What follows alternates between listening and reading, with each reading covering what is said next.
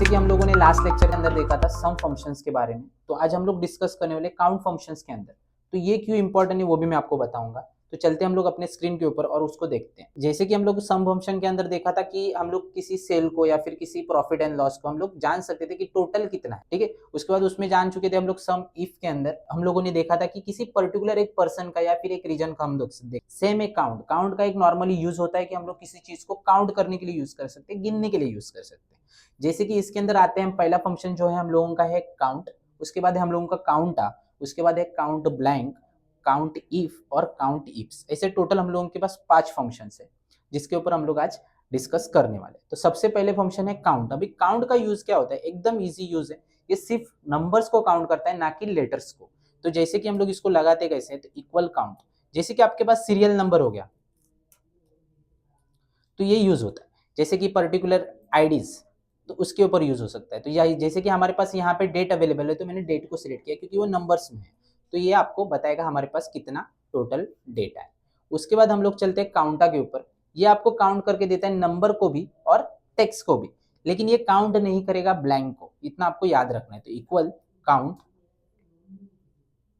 Equal काउंटा। तो select करेंगे हम लोग पूरे नाम को जो कि हम लोगों के एम्प्लॉइज नेम है। तो हमारे पास कितने एम्प्लॉई है, तो हमारे पास एम्प्लॉई जो है वो है हमारे पास 38। लेकिन जैसे कि मैंने बोला यहाँ पे कुछ नंबर आएगा तो ये काउंट कर लेगा, लेकिन अगर इधर आपका जगह ब्लैंक है तो ये काउंट करेगा नहीं। तो आप जैसे कि दे सकते हैं 37 आंसर आ चुका है। तो चलता हूँ मैं इसको थोड़ा सा पीछे लेके कंट्रोल जेड से।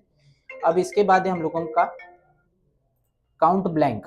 काउंट ब्लैंक का यूज क्या होता है, तो ये यूज होता है ब्लैंक को काउंट करने के लिए। Equal count blank, count blank. तो ये जगह को काउंट करेगा जहां पे आपकी ब्लैंक जगह छूटी है। जैसे कि कोई एम्प्लॉय हम लोगों का अब्सेंट था या फिर हम लोग लिखना भूल चुके हैं, डेटा से डिलीट हो चुका है, तो ये पता चलता है। जैसे कि अभी हम लोगों का काउंट ब्लैंक 0 आ रहा है क्योंकि हमारे पास ब्लैंक नहीं है, तो यहाँ पे एक ब्लैंक जगह कर देते हैं तो आपको क्रॉस वेरिफिकेशन के लिए।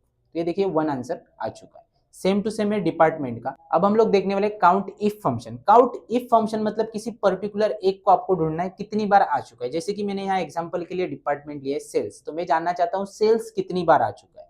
तो इसके लिए equal count if, count if ले लिया और सिलेक्ट किया पूरे डिपार्टमेंट्स को, फिर कॉमा दिया और उसमें से एक डिपार्टमेंट को मैंने सिलेक्ट कर लिया और ब्रैकेट को क्लोज करके सिंपल इंटर कर दिया, तो मुझे बताएगा कि 19 सेल्स आ चुके हैं। उसके बाद हम लोग चलते हैं थोड़ा सा काउंट इफ्स के ऊपर। इफ्स मतलब multiple conditions. Equal count ifs. Count ifs क्या काम करता है, तो आपको मल्टीपल कंडीशन को काउंट करके देता है। जैसे कि पहला लेते हैं हम लोग सेल, फिर कॉमा दे देते हैं और उसमें से एक सेल जैसे कि मैंने यहाँ बाहर लिखा हुआ इसको ले लेंगे, कॉमा दे देंगे, फिर ले लेंगे हम लोग यहाँ से रीजन, ब्रैकेट, कॉमा दे देंगे, फिर ले लेंगे हम लोग एक रीजन जो बाहर निकाला हुआ है, फिर ब्रैकेट को क्लोज कर देंगे और कर देंगे इंटर। तो ये आपके सामने आंसर दे देगा। जैसे कि इनका यूज क्या होता है, तो इनका यूज होता है अलग अलग कंडीशंस में हम लोगों को किसी चीज को फाइंड आउट करना है कितनी बार आया है वो, तो ये हम लोग यूज कर सकते हैं। ऐसी ही वीडियोस को आपको देखना हो तो सब्सक्राइब कर दीजिए हमारे यूट्यूब चैनल को, लाइक कीजिए, कमेंट कीजिए, और आपको कोई डाउट्स भी होते हैं तो आप उसको कमेंट में लिख दीजिए ताकि मैं नेक्स्ट लेक्चर के अंदर इसको क्लियर कर सकूँ।